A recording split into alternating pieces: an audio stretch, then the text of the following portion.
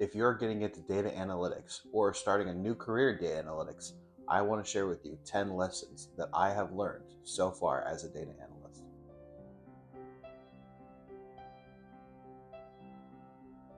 What's going on, everybody? Thank you so much for clicking on this video.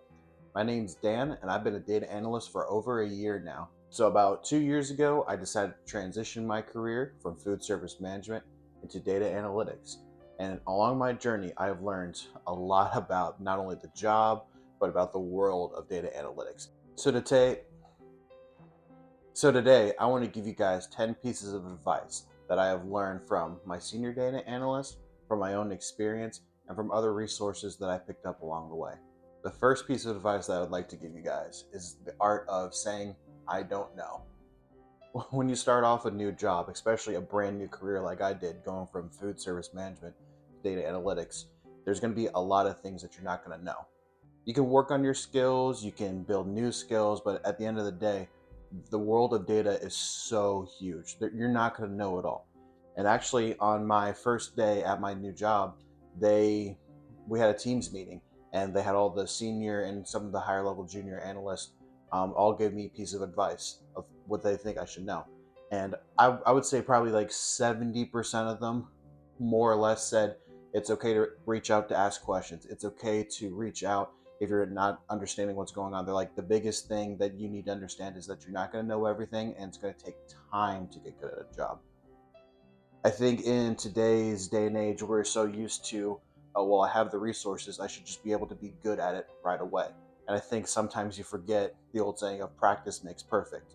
It's going to take time, and there's nothing wrong with it taking time to learn something or to get better at something. So I think that's the biggest piece of advice that you can give someone starting in data analytics is it's okay to not know everything. And it's okay to say, I don't know. It's not a sign of weakness. That's just the reality of being an entry-level data analyst. And so I think it's also very important to have an environment of more senior analysts that also have gone through that transition of starting at an entry level and working their way up, because they also know what it's like to be in your shoes.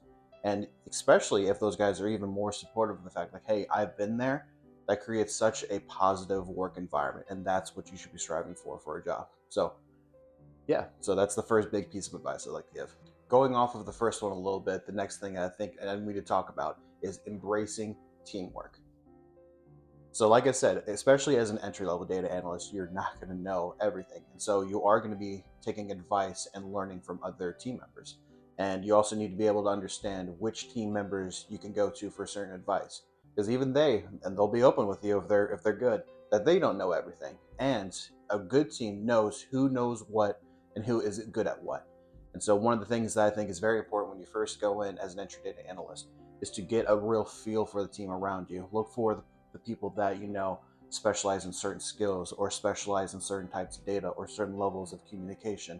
It's a good idea to get a feel for what is around you and how you fit along in that team, because you're also going to be bringing your own skills, whether it's directly technical skills or just those soft skills that you bring from your other past experiences. But you're going to bring something to the team, and you need to find how you best can help the team. And also you need to show your teammates and the people that you're working with what your skills are and how you can help them out in accomplishing their goals too. So yeah, I think it does help to also understand that you will have your individual projects, but that not everyone is going to be in the same mindset of I work by myself. And the sooner that you realize that it's better to work as a team to accomplish your goals, the better it's going to be for your group overall. The next thing I'd like to talk about is the importance of communication. Now, I'm sure no matter what you read or watch something like that about friendships or building relationships, it's always talking about how the importance of communication. And I know it might just be cliche to say, oh, communication is key. But really, when you're involved with a team that is working on projects together, communication is so key, because it's not just, oh, the buddy that's next to you in your cubicle or the person that sits in with you in the office.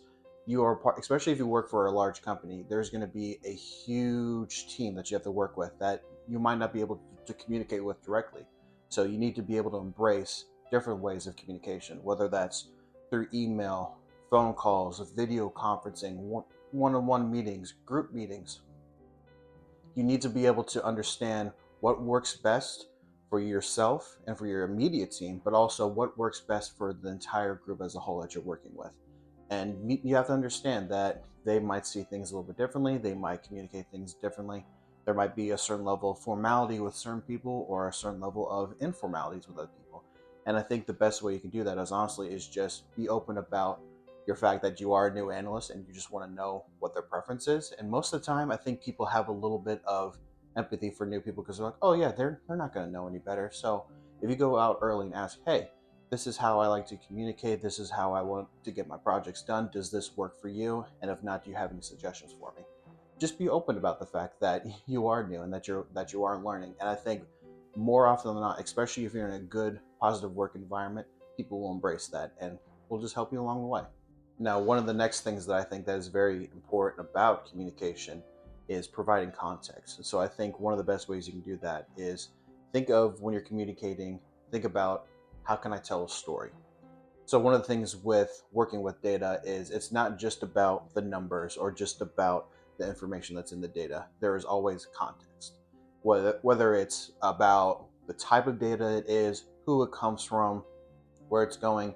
I think the best way when you're communicating with people is to provide as much context as to what you did, where it came from, obviously within legality reasons, because obviously there's some privacy concerns with that.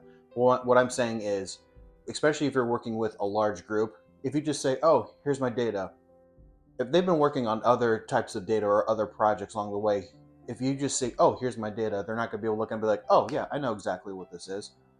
And the problem with that is then you got to communicate back and forth and you take time to provide that context instead of just being open about, hey, so this is the problem that I'm having with this. This is what we need to get to, and this is what I'm doing. Does this work? Like anytime that you can add context or pull more context early on, saves you time, makes you more efficient, and gets the project done better. All right, so the fifth piece of advice that I'd like to give you guys is to embrace the fact that not all data and all projects are going to go smoothly.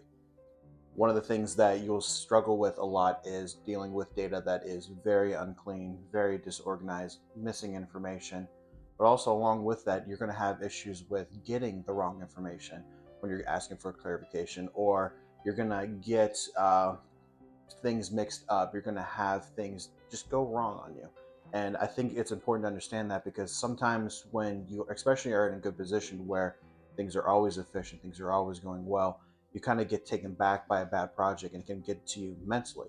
And so I think it's important to understand when you have that much data and when you have that many projects and you have that many people involved in working on projects, sometimes things are going to go wrong, and that's okay. The biggest thing with that is keeping calm, finding a way to get through the project, fix the mistakes. And I think the next important thing with that is then to review and be like, okay, what went wrong?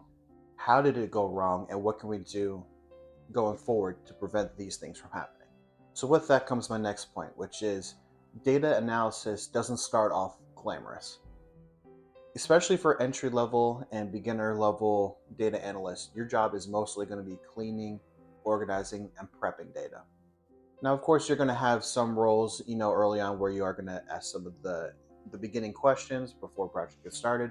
You're going to work with other data analysts on visualizations and analysis. But really, I think what you have to understand is that most jobs have it where you start off by doing what we call the dirty work, which is the cleaning, prepping, and the organizing.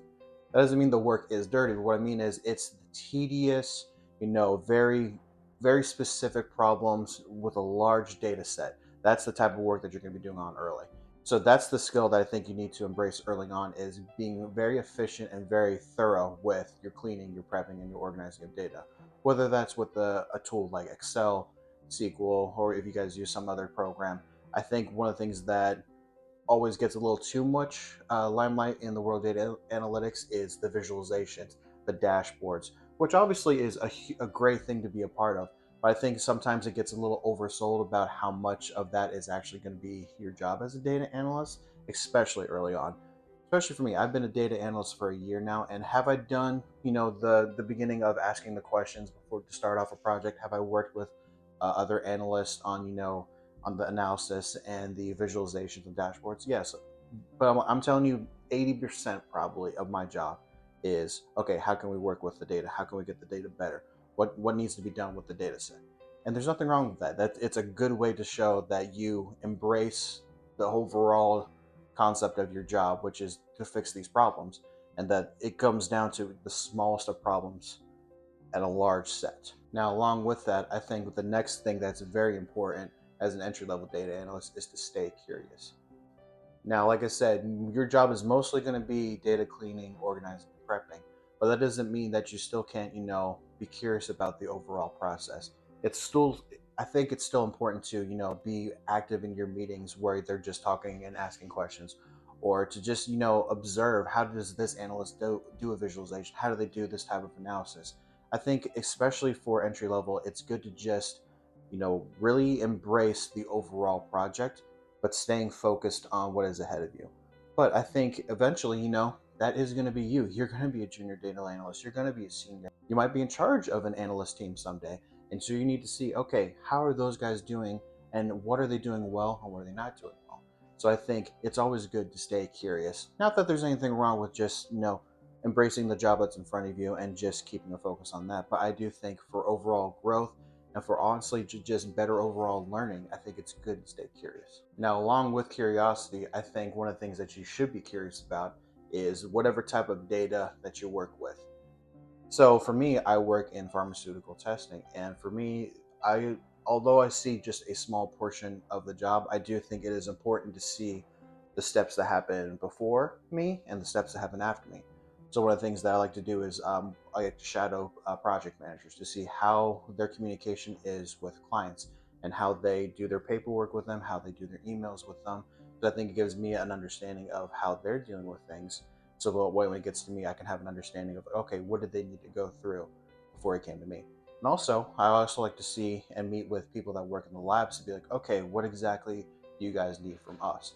And what are the effects of if you do get what you want versus what if we give you something that is incorrect, what that effect is. And then we can come back as a group and be like, okay, this is what they're looking for, this is what they need, and these are the effects that happen when we give them those things.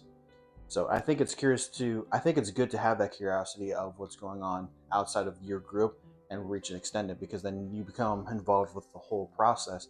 And that also gives you exposure to different types of jobs. It gives you exposure to different types of people and different parts of your company. And I think that just increases your value and increases your overall knowledge about your job. Okay, and for my ninth piece of advice, I think one of the things that people love to talk about is the fact that one of the best parts of being a data analyst is problem solving. And I think one of the best ways for data analysts to get better at problem solving is to not only, focus, the type of work that you're doing on at work, but also I think the more type of problem solving type of things that you do outside of work will just make you that much better. Whether that's, playing video games or doing research or, attending classes, like whatever can sharpen your skills and problem solving, I think will only be beneficial for you as an analyst.